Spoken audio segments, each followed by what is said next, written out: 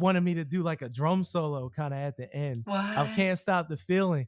And at the end of the drum solo, I kid you not, I go back into the groove, and then JT, he stops singing, he turns around, he kind of like gives me the nod, like he points at me and gives me a nod. Yes. I'm like, yo, okay, Isaiah if has JT, got it like no, that.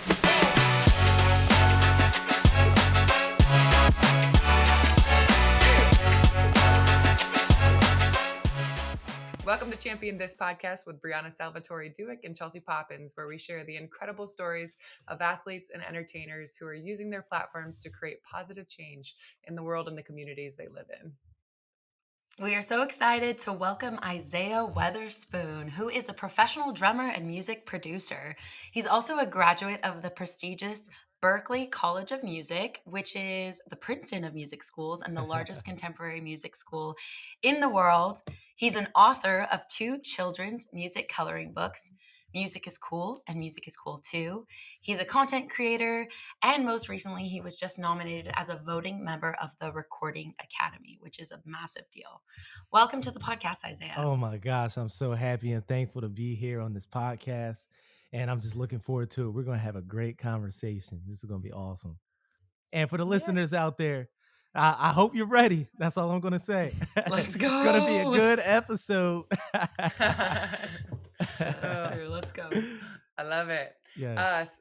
So we usually try to kick off. We'll get a little bit more information on you, your story. And so we would love to hear how you first started getting into drums and how you kind of found that passion for music. All right. So that's a great question. For me, music kind of came early on. Both of my parents, they're pastors. So, and church music was like, that was like one of the main parts of the service. And I just remember always being, gravitated to the music and especially the drum set. It was just something about the instrument. It was something about the rhythm that just kind of was so captivating. And I just wanted to learn how to play that instrument. And one day, I think I was about 2 or 3 years old. This is a true story, y'all. I was literally sitting in the car seat in the back seat of my car, and not my car, my parents' car, excuse me. And they were playing a gospel record, and I was literally just like kind of tapping and like grooving to the music in the back seat. And both of my parents, they kind of had like an aha moment. Like, why is our 2-year-old son like keeping beat to this record? Like, why is it sounding semi good? This is kind of a hit. Yeah. Yes. Right. Let's go. So that's what kind of started the whole drumming thing. And by age 4, my grandmother actually she purchased my first drum kit. It was a kiddie drum kit, groove percussion drum set. It was all black. It had no hi-hat, just one cymbal, and I beat the living crap out of that drum set. And I would play the different records, gospel, of course, at this time. And from then on, I just started to, I didn't give up. I just wanted to keep, cultivating my gift with the drums. And it was something about it that I really love. And to this day, I still do love it. So that just gives y'all a little background of how I got started playing the drums. Dude, parents are so vital to like helping fuel your dreams and the things you want to do. Oh my gosh, yes. Was there ever like I played snare drum, Oh, and my nice. my parents would always get so annoyed with me. Like, I don't know, did your parents ever regret, be like, oh, I don't know if we should have given him these drums? Yeah. Sometimes after school, I would, go right down to the basement to play drums instead of doing homework. So sometimes they would have to flick the light on and off, or literally come downstairs and grab me off of the drum kit so I can do math and reading, So definitely. I don't think they ever regretted it though, because they saw like the passion and the drive I had for it. I really love doing it. So they were very supportive for sure.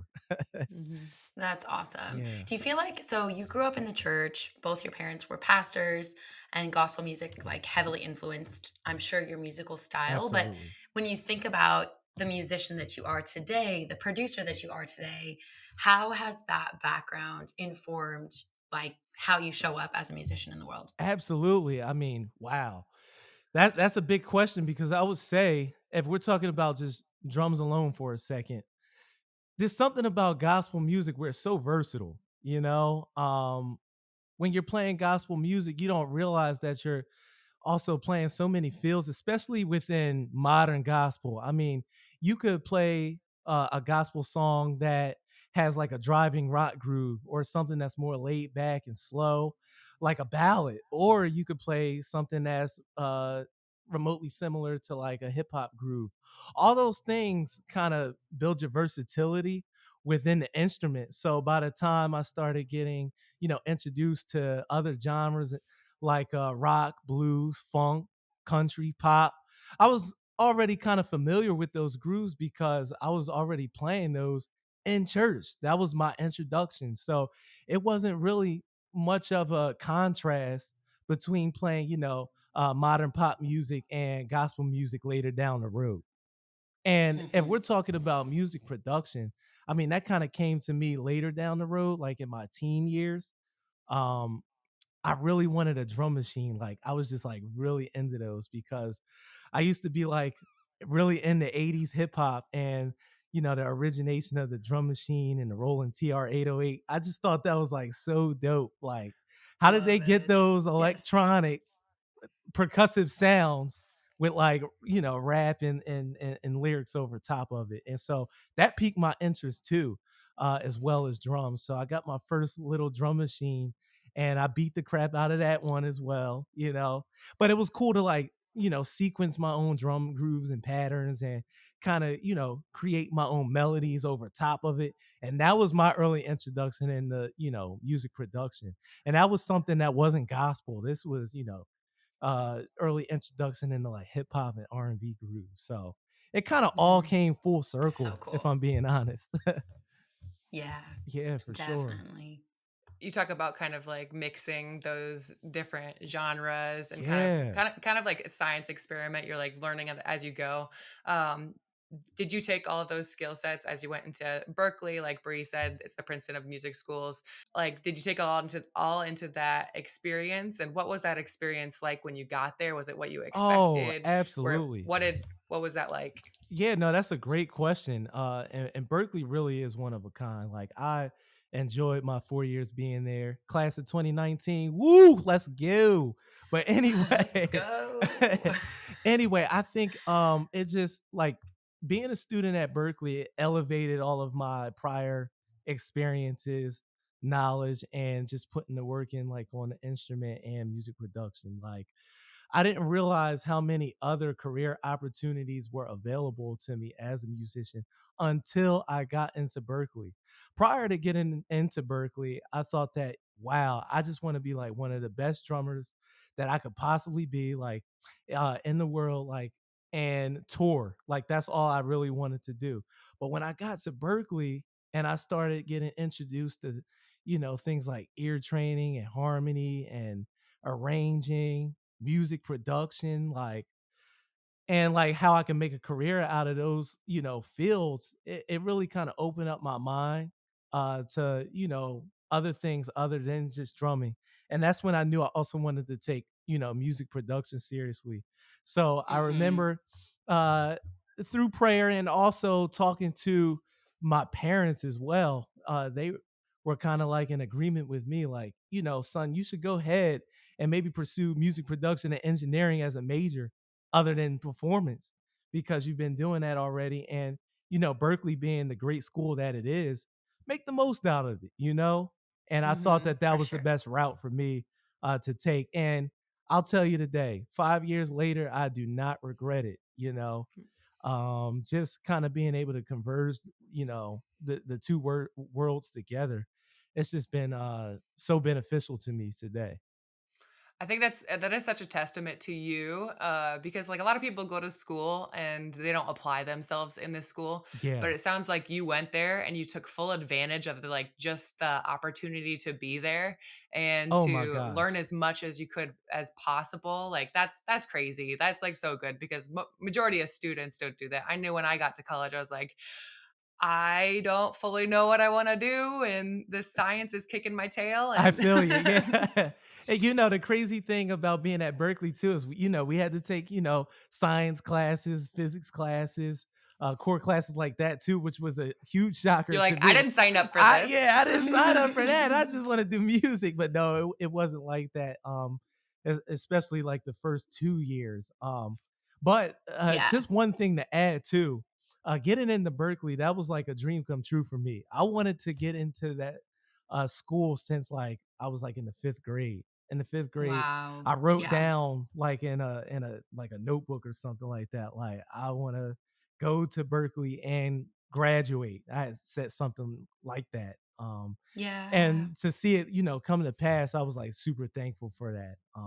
And the Mhm. relationships that I've made there also with other musicians, music professionals, engineers, producers, creators. It's just been awesome to kind of just meet them and also be in that world with them as well. So yeah, Yeah, 100%. It yeah. was cool in our prep call, as I remember you were chatting about, like, I was asking you a little bit about, okay, what did you guys do for fun at Berkeley College? Were you going to sporting events on the weekend? And you're like, we just go to each other's shows and get to like, that's just such a different Yes.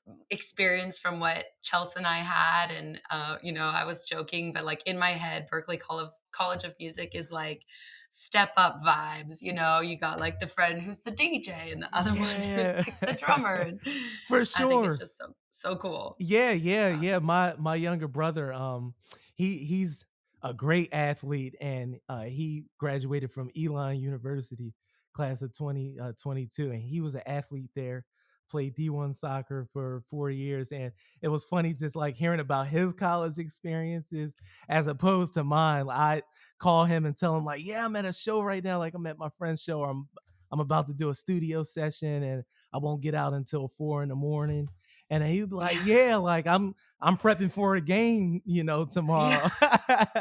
you I'm know? going to bed because I Yeah, have to wake up right. for, yeah, my walkthrough, which is at 7 That's a.m. And if I right. don't get sleep, oh That's my right. gosh. That's right. Yeah. Yeah.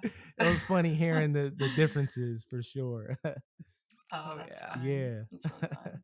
So you kind of mentioned Isaiah. You said when you were 10, you had written down want to go to Berkeley College of Music. Is that also around the time when you knew you wanted to be a professional musician?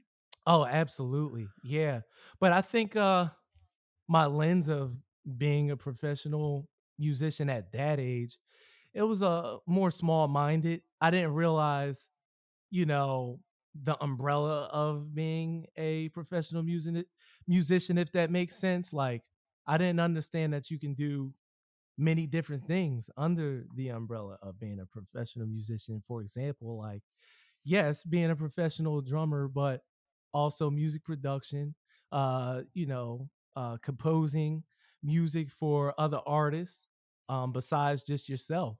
That could be one avenue, or working as a session musician. That's something completely different than like performing live.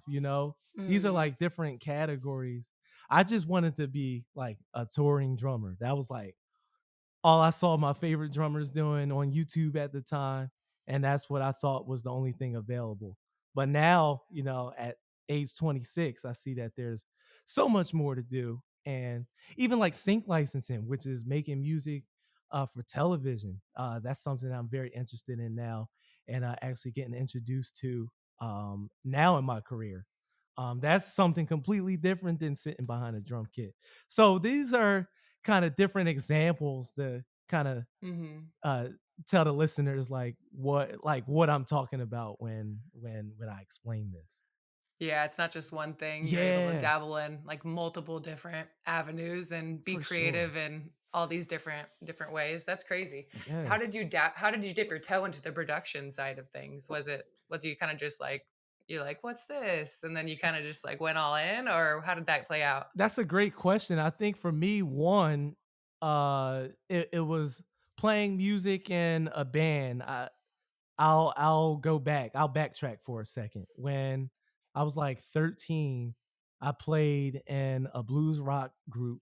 It was called Riley Road, and we were a young rock band in the Philly suburban area, and we did our thing. We made a record, and it was cool. It aired like on the local radio station. But during that time, I found that it was so fun composing, writing, and creating music, not only with myself, but with other people.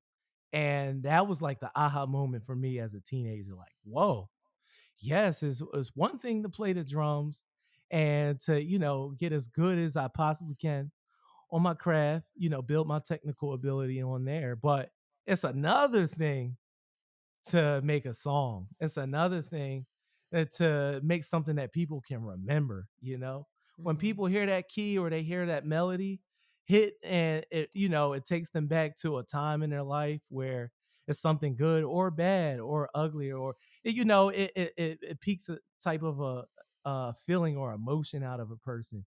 That was something that really kind of captivated my mind. And I would say it was that aha moment for me, and then also getting my first drum machine at age 13 too. I think it was those two experiences that led me and kind of piqued my interest in the music production realm.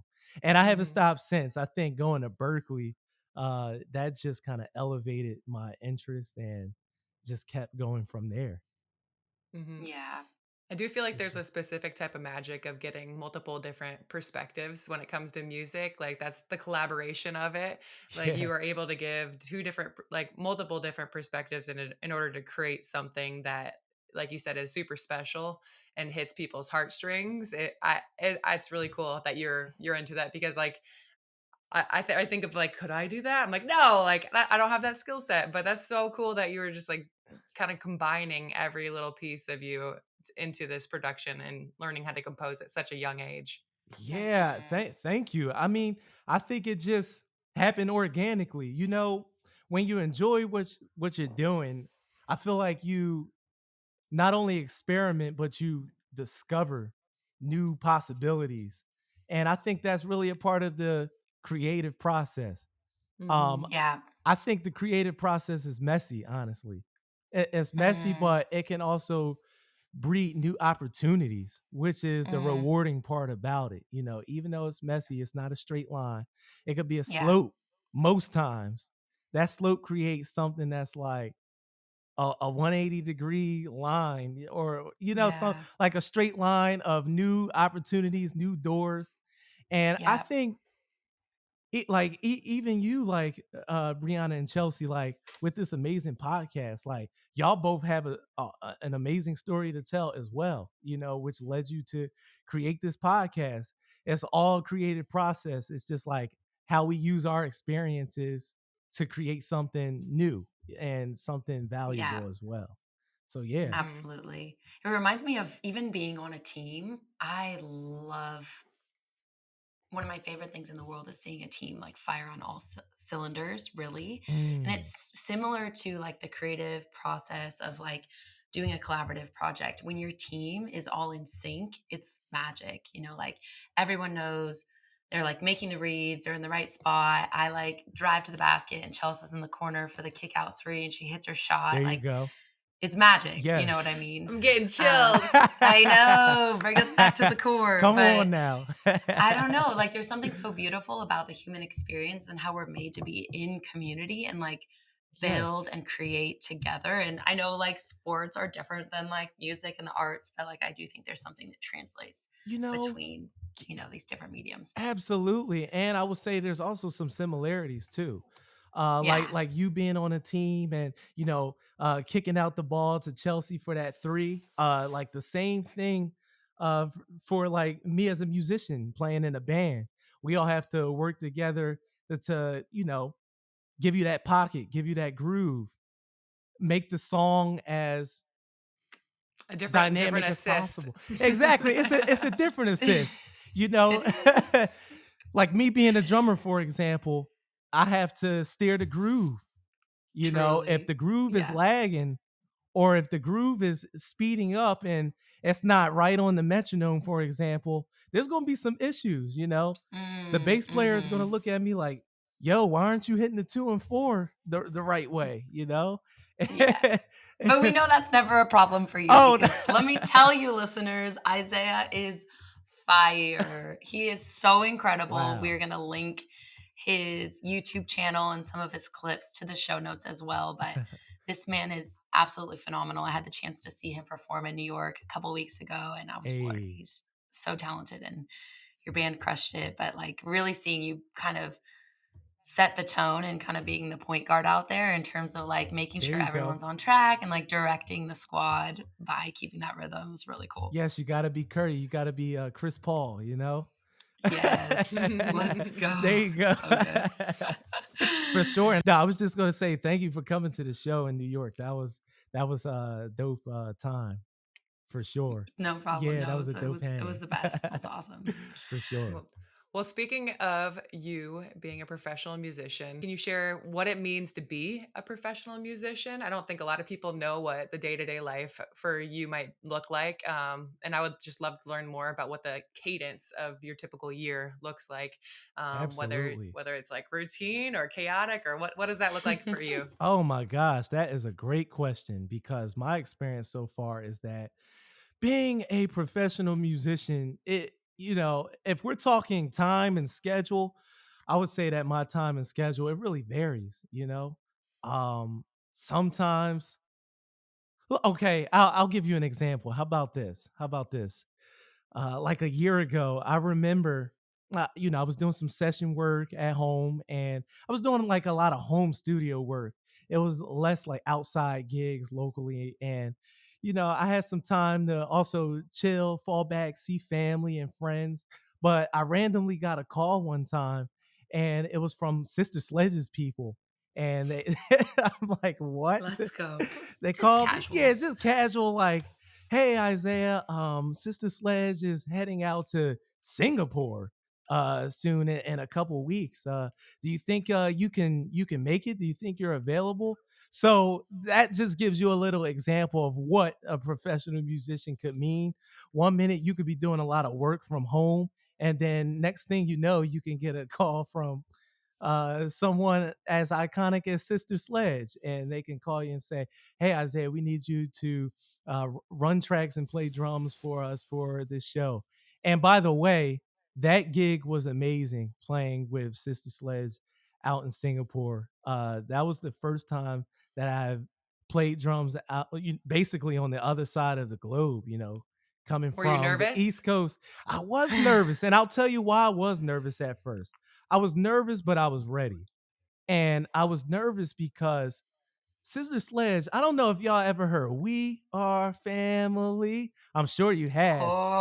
But course. that's from the iconic Sister Sledge. And it was kind of another aha moment when they're like, Isaiah, can you play the groove? Can you back us up on this iconic song that has been played literally around the world for years?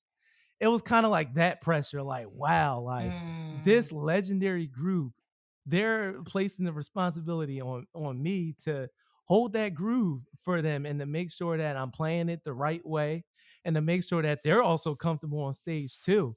It was like, yeah. wow, this is a lot of pressure, but I was ready for it though. I was ready for the task at hand. I remember we had, a couple of rehearsals before the actual show hit, and those rehearsals were the time that Garen settled down, with the music and with the material. And just a little tip for any musicians that are listening on the podcast right now, uh, if you're ever, getting ready for a rehearsal, I would say definitely listen to the material, practice, shed to the music before the rehearsal, because that'll just make you look 10 times better when you actually go to that rehearsal and you're like, "Oh, I know this. Oh, I know that Yes. chord Hmm. change. Bet. Oh, I Yeah. know that bass lick. I know how to smack on, the chorus and then come back to the verse, bring it down. You Yeah. know the dynamics. Yeah. Like the song is already like embedded in you. So I would say that Totally. that's one piece of information that kind of like, helped me. I listened to We Are Family and Mhm. Greatest Dancer, for example, before that rehearsal. I'm like, how does that transition go? And that's what helped me. So Yeah, it's That's just a great little tidbit. advice. Because like that, I mean, that translates for more than just like the music for anything. Like if you get a big opportunity like that, you better show up like 1000% ready Yes, to go because you Yeah. want more opportunities like that. You're not just going to show up and be like, I got this. Like, No. John absolutely. Wooden, John Wooden, baby. He said, preparing for failing to prepare is preparing to fail. But So honestly, true. though, great quote. It's true. That's so true. mhm. That's so true. And I was, really thankful that they were able to call me back even after the Singapore date. They called me for a few more dates. We did some hits in New York as well, and that was a great time Amazing. too. And Yeah. then we also have another hit coming up very soon, actually, in Boca Raton, Florida. So I'm looking forward to backing them up again and just having a good Phenomenal. time, Yes. and hopefully Yeah. get some content out there too while I'm out there. So yeah, We love that. that would be That's awesome. Is Sister Sledge your favorite artist you've worked with, or are there any other artists that you've really loved getting to collab with and work with? absolutely. I would say that's like the one of the biggest and most iconic artists that I've worked to. Just like their pedigree is just over the roof, and them as musical artists, like they speak for themselves. Their music, it speaks for itself. It honestly does. But I will say one other cool experience that I've had was getting the opportunity to literally play the drums for Justin Timberlake for my Berkeley graduation. That was awesome. Wow. That was Yo, crazy. I'm JT. like, is that JT? Let me tell you a story, listeners. Like, That's definitely before he got his DUI yeah, well, recently. yes, yeah, that's true. That is true. No, we This, love JT. yeah, He's okay. He's great. yeah, JT is great, absolutely phenomenal. But and this was back in 2019. He was actually receiving an honorary doctorate from our from our college, and we did a Wow. concert to honor him and Missy Elliott as well. Oh my Yeah, gosh. it was Icons. yes, yes. And Yes. also Alex Lackamore, he's a part of Hamilton. And that was Yeah. amazing. And I remember I was playing the drums. We were playing Can't Stop the Feeling. Let's go. And we were going in, and JT literally, he walks on stage, he grabs the mic, and he starts singing while we're playing. And I'm like, what? Is this real right now? And then literally, like at the end, they like wanted me to do like a drum solo kind of at the end of What? Can't Stop the Feeling.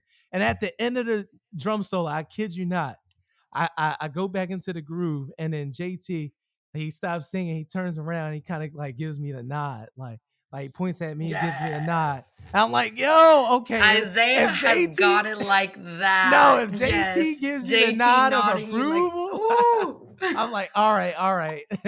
Thank you, God. That's so big time. You know that you've arrived when JT is like giving you props, giving you your flowers. No, That's that was incredible. crazy. That was an amazing experience. Just getting to play for That's him so and Missy cool. Elliott. Yeah, that was You played awesome. for Missy also? Yeah, Missy, she was there. She was on stage as well. She Okay. wasn't like singing or rapping or anything like that. Did But she dance a little bit? yeah, she definitely danced a little She's bit. got the moves, yeah. Yeah. And she had on this dope, like it was like this fly Versace like jumpsuit. Like that thing was fly. I love I it. loved it. I loved it. It was fun. Okay, talking about your journey from that point, switching gears just a little bit. Oh yeah, let's do Uh, let's do it. it. So, how long have you been a professional musician? Would you say?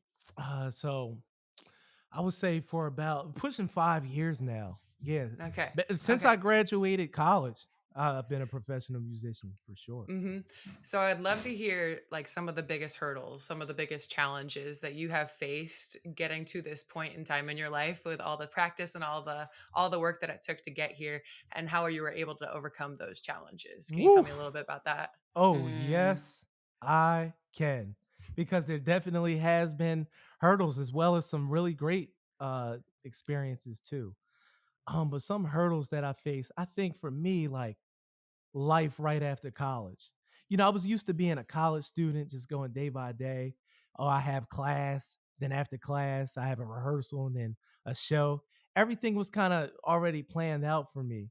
And I think after graduation, once I received that degree, it looked great. It looked great when I received it, and it was major accomplishment. But I think one thing was tough was like, okay, what do I do now with this music degree? How do I apply this to the real world? And that was hard at first, you know. I didn't know basically how I was going to kind of start my career and kind of transition from being a student to a real life professional musician. And there were some times where I'm like, dang, this is a very unorthodox field, because it wasn't like I went to law school or school Yeah. school to be a doctor or anything like that. You kind of got to make this thing happen on your own. And what I did, I started going to jam sessions. I started going to open mics, and I just started to play with different musicians. That was kind of my introduction to starting this whole networking thing with being a professional musician. And it was hard at first because I didn't know how gigs would come. I didn't know how I was going to connect with new people. It was really tough, but I just started putting myself out there, and I think that was my best bet. Putting myself out there, not being able to meet new people and also perform at new places. And I started once I moved back home from Boston. I moved back to Philly as a young 21 years old young lion, and I just threw myself out there. And slowly but surely, I started to network with other musicians, other singer songwriters, producers. And what happened was they needed drummers for new events, new gigs that were happening around the city of Philadelphia. And I would say yes to almost everything at that time. You Anything, gotta. yeah, you got to. Anything was helpful. Anything was like that stepping stone. And any opportunity that I got, I tried my best to put my foot through that thing Yeah. and really capitalize on that opportunity. And over Yeah. time, the gigs, they started to grow over time. My name really started to get out into the city.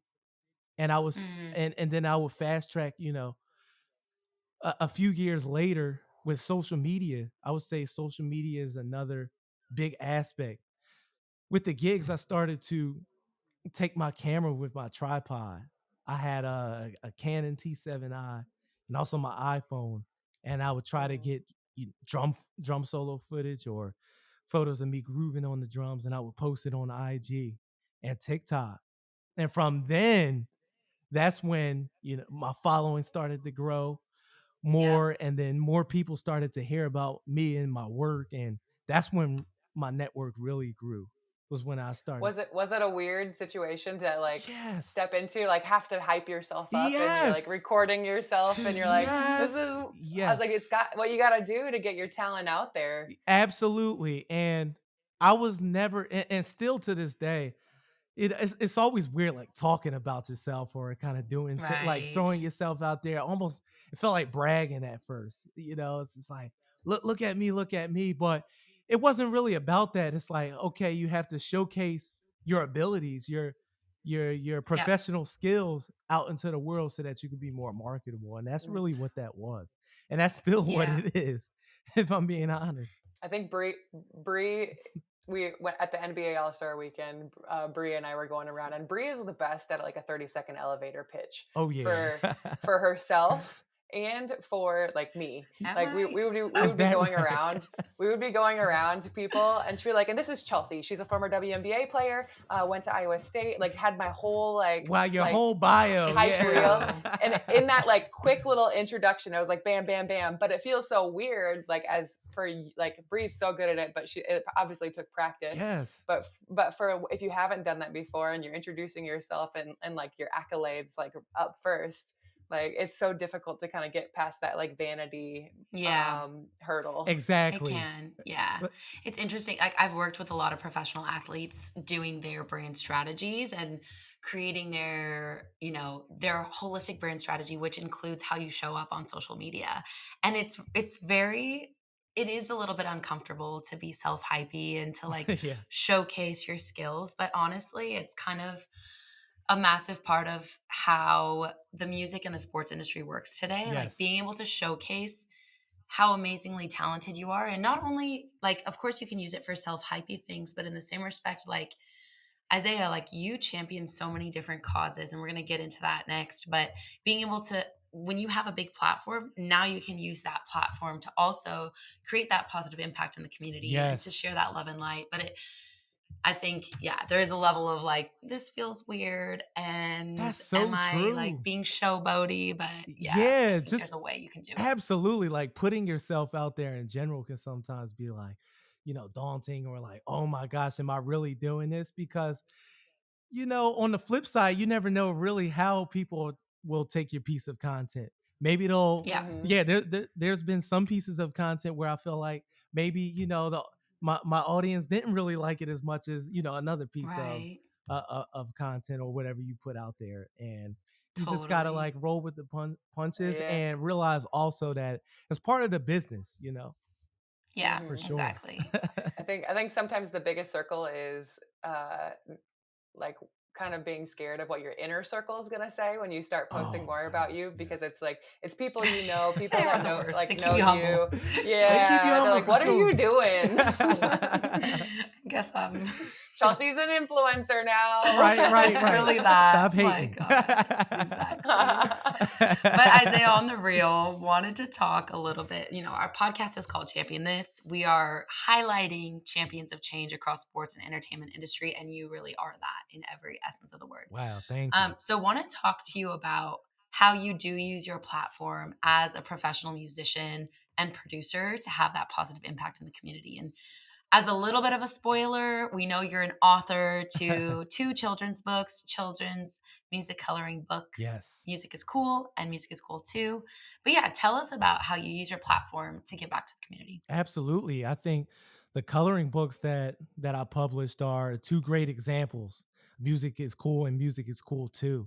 And what really piqued my interest in creating my own book is because I really wanted to find a way to give back to the youth and empower the youth as well through music and the arts.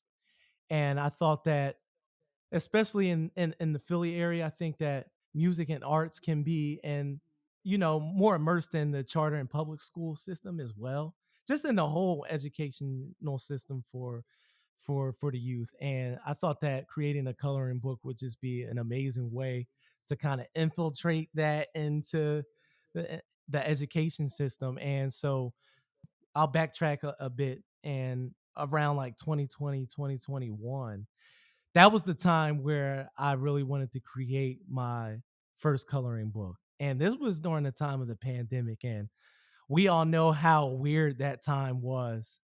We didn't Mhm. know what was going to happen during that time. And we were all at a standstill, honestly. And I would say one good part about, the pandemic was we had time to think and also time to create. And that was a time where I just wanted to create the book. I think we all had time to do that, and we were all in the house. Nothing was open.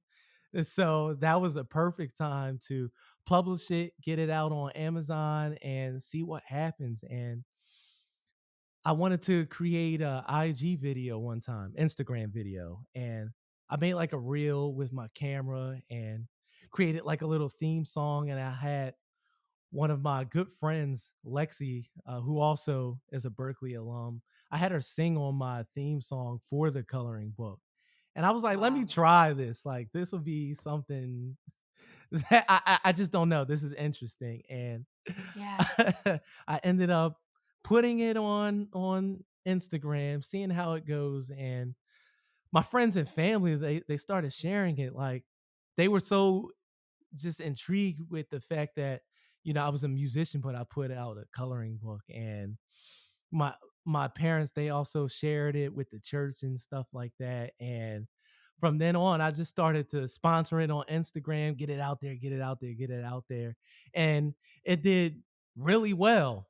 And I was shocked because this was, an experiment almost. It felt like a creative experiment, which turned out to be something so fulfilling because if I fast forward a year later, it was so cool having the opportunity to go to different schools, churches, recreation centers, and showcase the book and talk to the youth and talk about music and life and talk about their interests and what they're interested in and just empower them. And with this coloring book, I thought it was also cool to kind of bring that educational aspect in there too. And music is cool and music is cool too. There's also some music theory lessons, like basic music theory, like your eighth note, your quarter note, what it is, what it does, and just using those small examples for the youth, like children to color in. I think like the hands-on aspect was so dope.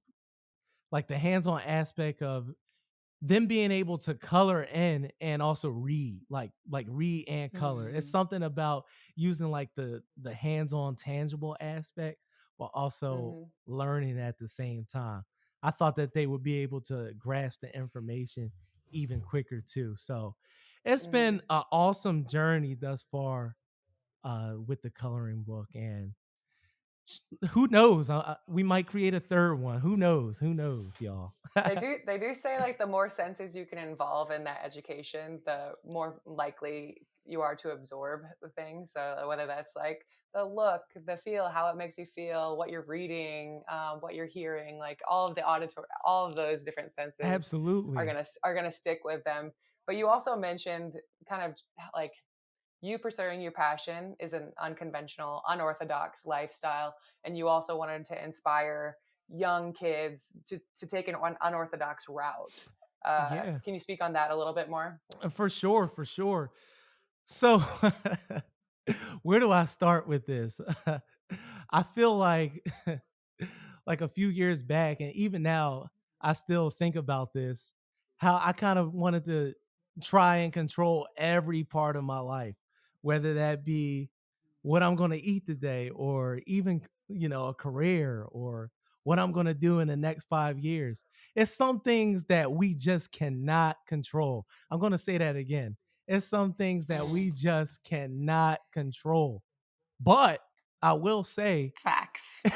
yes, facts for sure. You just never know what life brings. But in the same regards, if you're diligent at what you do and there's something that you love and you really have a passion for it, I say, especially if you're young, like do what you can and work as hard as you can to make that dream a reality.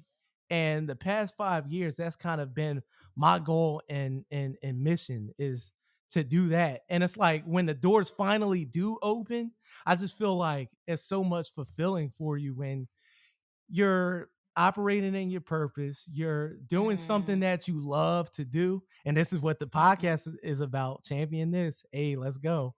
But Let's go. besides that, I'm just saying, like, when you find your purpose and you're able to walk in fulfillment and do what you love and eventually make a living off of doing that, I feel like that's Mhm. just like 10 times better than maybe taking the safe route of things Yeah. and always having that kind of thought in the back of your head, like what would have happened if I would have pursued my dreams.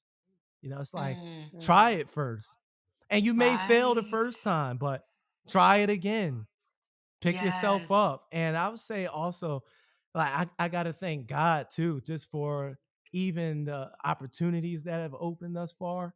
And just Mhm. like him instilling the internal drive and foundation in me to even go full throttle these past few years, within music and also having a great support system too. Like he's given me that with my family.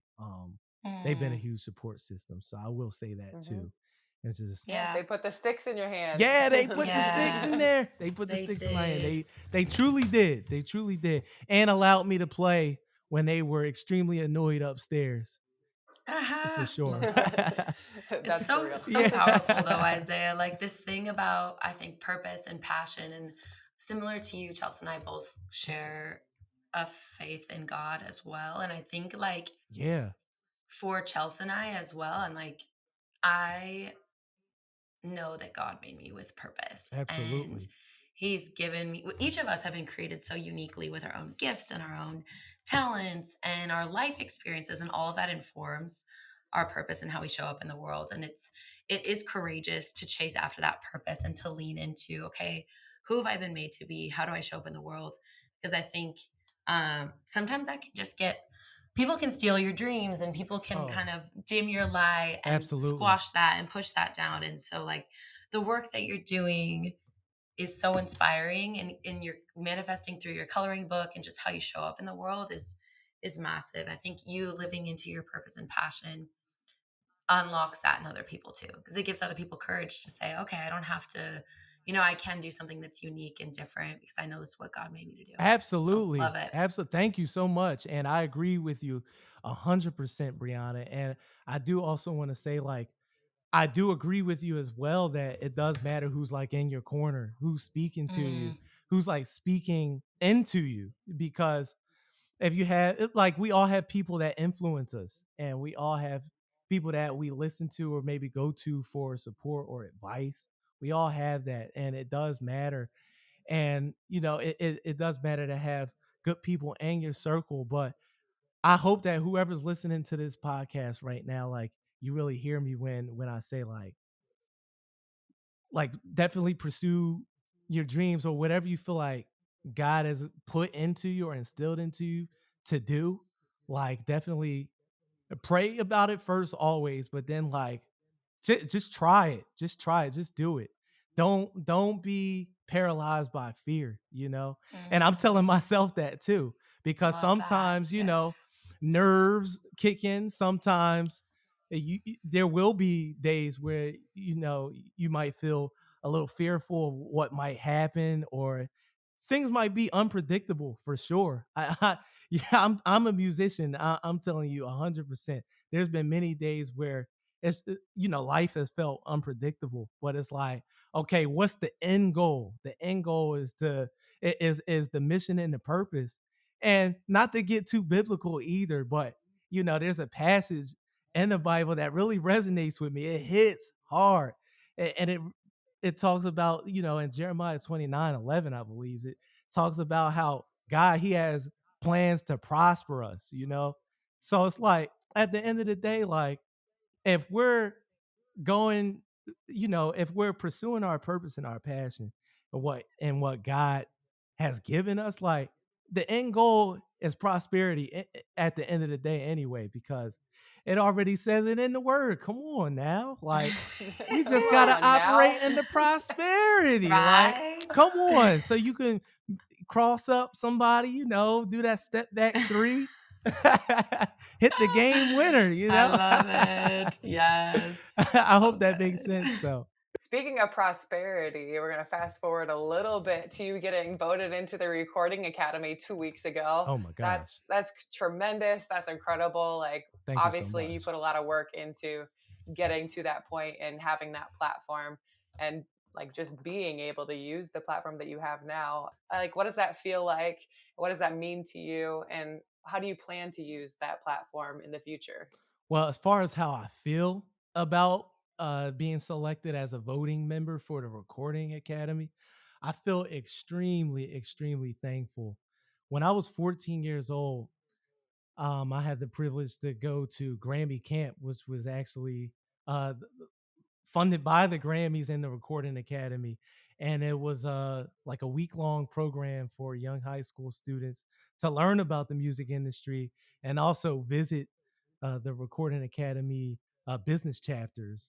So we got to Mm, go to inside of the Recording Academy building and see what they do and how they vote, and that whole aspect of things. And I remember talking about wanting to be a Recording Academy member one day when I was 14. So now that I'm 26, it's just like a surreal moment. It's mm, all coming full circle. And I'm just extremely thankful. I'm excited to see what new doors open as a result of being in this amazing academy with other amazing creators and producers, engineers, music professionals. But I also want to use this amazing platform to find a way to basically uplift the local community, music community here in my area, in the Philadelphia area. However that looks, I'm still thinking and praying on that, but I know that it's possible for sure. And I'm just looking forward to see what new possibilities that come out of this amazing opportunity. Yeah, that's big. And just to clarify for our listeners, like, what does it mean? Well, I can try to explain and then maybe you are going to explain it better. But For essentially, sure. being a part of the Recording Academy as a voting member is literally Isaiah votes on who gets Grammys, Yes. which is a big time. So, your favorite artist, Beyonce, whoever, is up for a Grammy, and Isaiah gets to determine whether or not they become You hit it on, the yeah. winner. Yep. You hit it right on the head Is that right right? there. Yeah. That's right. That's right. As a voting member, I'll have the amazing opportunity to uh okay, basically I'll put it to you like this. My vote counts on which artists get nominated or selected for a Grammy. So I'm looking forward to being a No part of big that deal. process.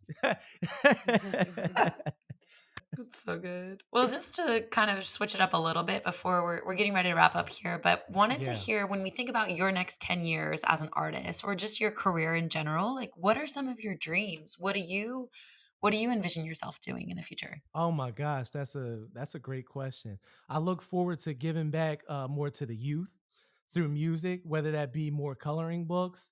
We'll see, but that'll be one way. It will be cool to basically visit different schools, programs, and talk to the youth as well as maybe do clinics and master classes for them, as well as colleges and other institutions, and then also to just grow my social media and just my overall platform as a musician.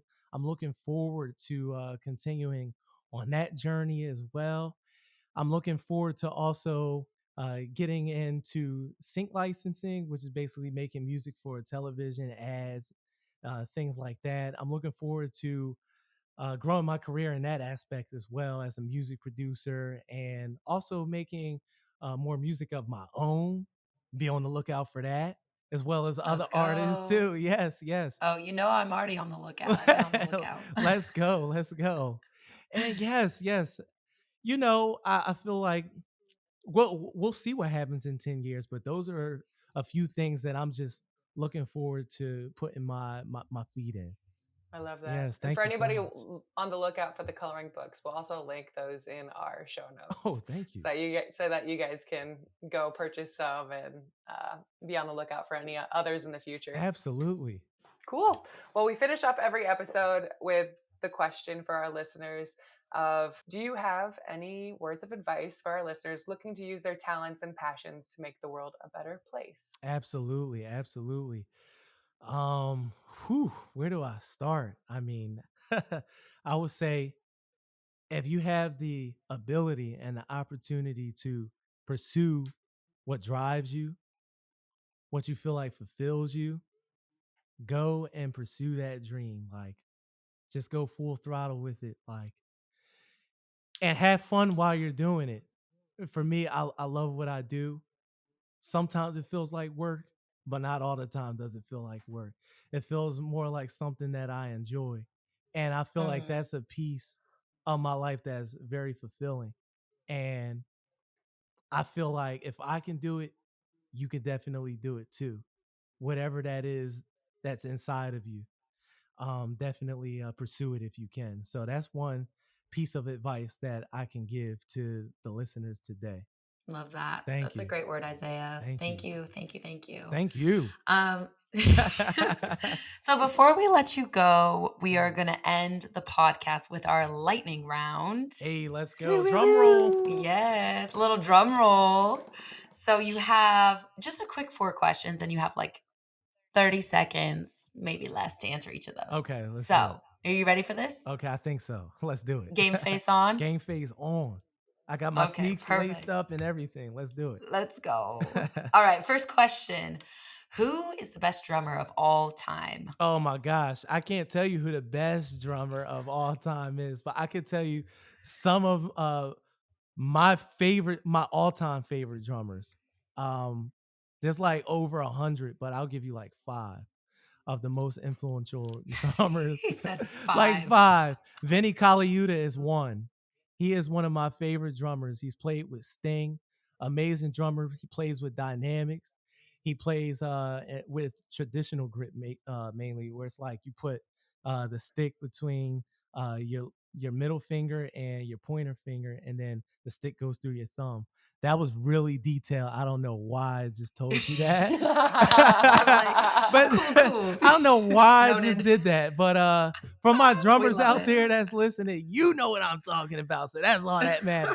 But My dad will know. yes, you said your dad I will was know. sitting here like, Chelsea, you I play don't- snare, you might know. I was a 1-2 triplet, and then I gave it Oh, up. okay. I feel you. Okay. So maybe not. But Vinny Colaiuta is one. Chris Coleman is another one. He's a beast. He's still playing right now. He's also a Minor Symbols artist. Him and I are both Minor Symbols artists. And he's one of my favorites that I've watched growing up. Another one is JoJo Mayer.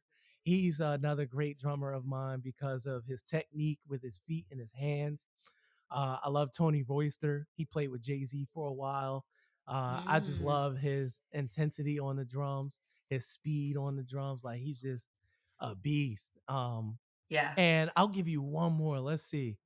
Chris Dave, he's actually uh, another one of my favorite drummers too, because I feel like he was one of the most influential drummers in the past 10 years right now. I mean, Mm. he was one of the first drummers I've seen use a snare as a floor tom. Like, what?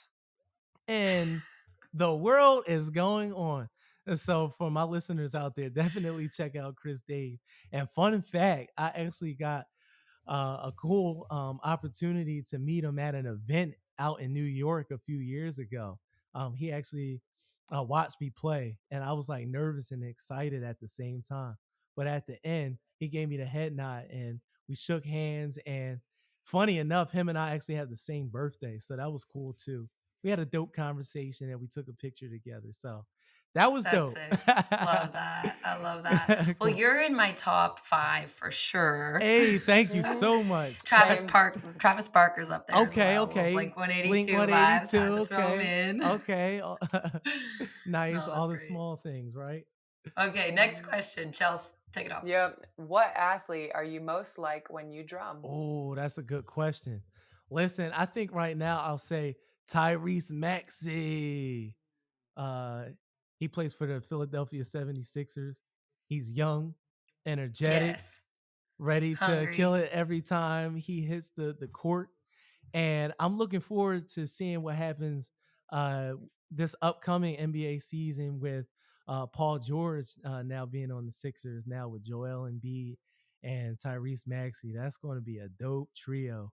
And I'm looking forward to Yeah. going to those basketball games. So I got to shout out Tyrese Maxey and say I think my playing style is similar to his drive. We'll tag him, and he Yeah, let's tag Yeah. and he Tyrese can check you Maxey. out. Yeah. Let's go, Tyrese. Let's do it. Yes.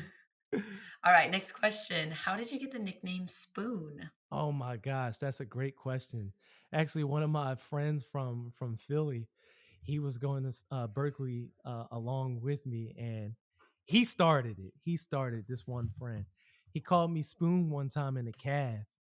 The calf is like where we all hung out and ate, and even had concerts. And he was like, "Yo, Spoon, you going to the pizza station?" I'm like, "Yeah." And once he screamed the name Spoon out, then all my other friends and peers and colleagues, even professors, started calling me Spoon. And then it just became like my artist nickname. People just started Well, calling me Spoon. Well, as soon as you reply to it, then Yeah, once the reply happened, it was like once you acknowledge it. Everyone else, they kind of raised their eyebrow. It was almost like a skit. He's like, "Hey, yo, Spoon." Then everybody else in the cab kind of like raised their eyebrow, like, "Oh, okay." You're like, "Is this Is it? that Is the this okay? moment? Yeah, is this the moment? This was the aha moment for everyone. That's great. Yeah, that was hilarious. Okay. So for our last question, we have, what is the most epic show you've been a part of as an artist? And you might have already talked about it, Yeah. but if there's another one that comes to mind, speak on it. Yeah, I think thus far, the Singapore show has been my most epic show thus far. That was so amazing, being able to travel literally across the globe. I think the flight itself was about 20 hours. We stopped in LA and then had like a 5 hour layover, and then from LA to Singapore. And there was also a 12-hour time difference from Singapore to the East Coast. So the jet lag was real, but just that whole experience was amazing. While I was out in Singapore, the show that we played for was actually a Cartier event, like the expensive jewelry line, and we played on a stage at like this like really like rich venue, and there was like models modeling the jewelry and stuff like that, and Sister Sledge was also on stage, and that was just like an amazing experience for me. So I would have to shout out Singapore for this, and that was just an amazing opportunity still to this day. That is epic. Did you get some jewelry? Did you get some ice? No, I wanted some Yourself? ice. I wanted some shades, to be honest, because I saw Draymond Green rocking these Cartier shades one time. I think, was it on GQ? I forgot what it was on, but I wanted some shades. But no, they did bless us with a Cartier pen though, so that was cool. I was like, a pen. yeah, pen, but that's cool. Maybe I can It's sign a cool. future contract with it one You're day. so Exactly. optimistic. Like, they gave us a Sign pen. that They gave us a sponsorship pen. Yes. and get that ice with your pen. Yeah, right, with my Cartier pen. Yeah, cool. Thank you for the blessing. So Yeah. good. Yeah. Amazing. Well, Isaiah, it has been an absolute pleasure having you on the show. You have such a powerful story. You are a powerhouse in every sense of the word.